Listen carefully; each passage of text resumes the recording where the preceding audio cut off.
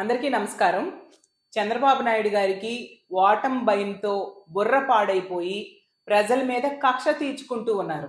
ఎందుకంటే పెన్షనర్స్ అనేవాళ్ళు ఈ ఆంధ్రప్రదేశ్ రాష్ట్రంలో జగనన్నకి జై కొడుతూ ఉన్నారు.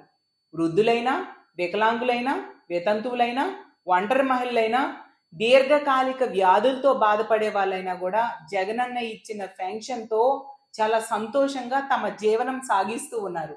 ఈ రోజు తీసుకుంటే వాలంటీర్ వ్యవస్థ ద్వారా ఈ పెన్షన్ పంపిణీ అనేది 1వ తేదీ ఉదయం సూర్యుడు ఉదయించక ముందే వాళ్ళ ఇంటి దగ్గరికి వెళ్ళి పెన్షన్ అందిస్తూ ఉన్నారు.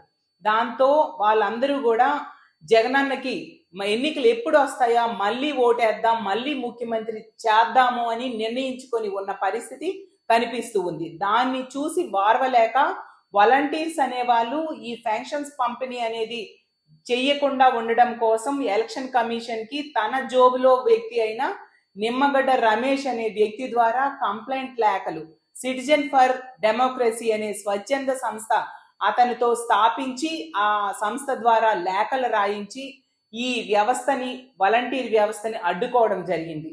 అంటే ఇందులో ఒక రాక్షసానందం మనకు కనిపిస్తూ ఉంది. ప్రజల ఉసురు ఖచ్చితంగా చంద్రబాబు నాయుడు గారికి తగలక మానదు అని తెలియజేస్తూ ఉన్నాను. ఈ విధంగా పెన్షన్ వాలంటీర్స్ ఇవ్వకుండా అడ్డుకోవడమే కాకుండా మళ్ళీ పెన్షన్ అనేది తొందరగా ఇచ్చేయాలి, ఇళ్ల దగ్గరికే ఇవ్వాలని తన మనుషుల ద్వారా సిఎస్ కి కంప్లైంట్ లేఖలు రాయిస్తూ అందిస్తూ ఉన్న పరిస్థితి మనం చూసాం. అంటే 2 నాల్కల ద్వారాని నిత్యం ప్రజల్ని మభ్య పెట్టాలనే ఆలోచన తప్ప ప్రజల శ్రేయస్సు కోసం ఏనాడు చంద్రబాబు నాయుడు గారు ఆలోచించరు. అతనికి ప్రజలైనా, ముఖ్యంగా పేదవాళ్ళన్నా మొదటి నుంచి కూడా ఒక చులకన భావం, వాళ్ళని ఎప్పుడు తక్కువ చేస్తూ మాట్లాడిన మాటలు చాలా సందర్భాల్లో మనం చూసాం.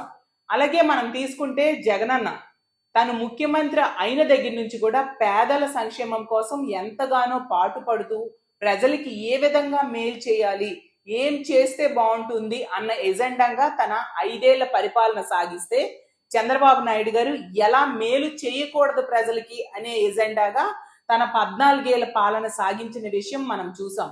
జగనన్న అంత గొప్ప పరిపాలన అందించాడు కాబట్టే, ఒక అవినీతి రహిత పాలన జగనన్న అందించాడు కాబట్టే ఈరోజు అన్ని వర్గాల ప్రజలు కూడా జగనన్నకి జై కొడుతూ ఉన్నారు. ఈరోజు ఈ వాలంటీర్ వ్యవస్థ ద్వారా, సచివాలయ వ్యవస్థ ద్వారా జగనన్న ఒక పారదర్శకమైన పాలనని, ఒక అవినీతి రహిత పాలనని, రూపాయి కూడా లంచం లేకుండా ప్రజలకి సంక్షేమ పథకాలు అందే పాలనని ఈ గత 5 ఏళ్లుగా అందిస్తూ ఉన్న పరిస్థితి మనం చూసాము. అలాగే తీసుకుంటే 2,70,000 కోట్ల రూపాయలని ప్రజలకి డీబీటీ పద్ధతిలో చేరాయి, రూపాయి అవినీతి జరగలేదు అంటే దానికి ముఖ్యమైన పాత్ర ఈ వాలంటీర్ వ్యవస్థ పోషించింది అనడంలో ఎటువంటి సందేహం లేదు. అలాంటి ఈ వాలంటీర్ వ్యవస్థ మీద ముందు నుంచి కూడా చంద్రబాబు నాయుడు గారికి ఒక కక్ష, ఒక దుర్మార్గమైన ఆలోచనలో వాళ్ళ మీద మొదటి నుంచి కూడా కామెంట్స్ చేసేవారు.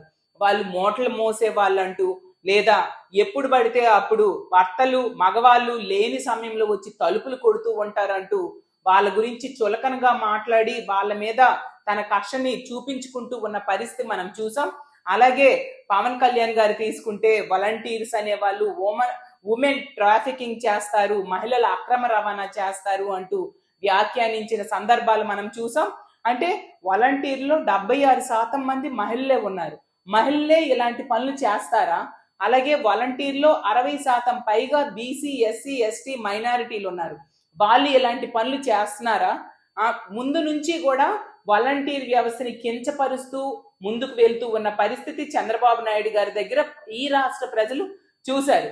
ఖచ్చితంగా చంద్రబాబు నాయుడు గారికి ఈ రాష్ట్ర ప్రజలు, ముఖ్యంగా పేద ప్రజలు ఉసురు తగలక మానదు.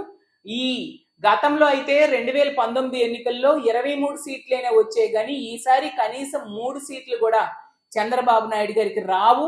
అంతేకాకుండా నేను ఒకటే డిమాండ్ చేస్తున్నాను, ఈ విధంగా వాలంటీర్స్ అనే వాళ్ళ సేవలు పేద ప్రజలకి, ముఖ్యంగా అవ్వ తాతలకి అందకుండా చేసిన చంద్రబాబు నాయుడు గారు ఈ 60 లక్షల మంది పెన్షనర్స్ కి బహిరంగ క్షమాపణ చెప్పాల్సిన అవసరం ఉందని తెలియజేస్తూ ఉన్నాను.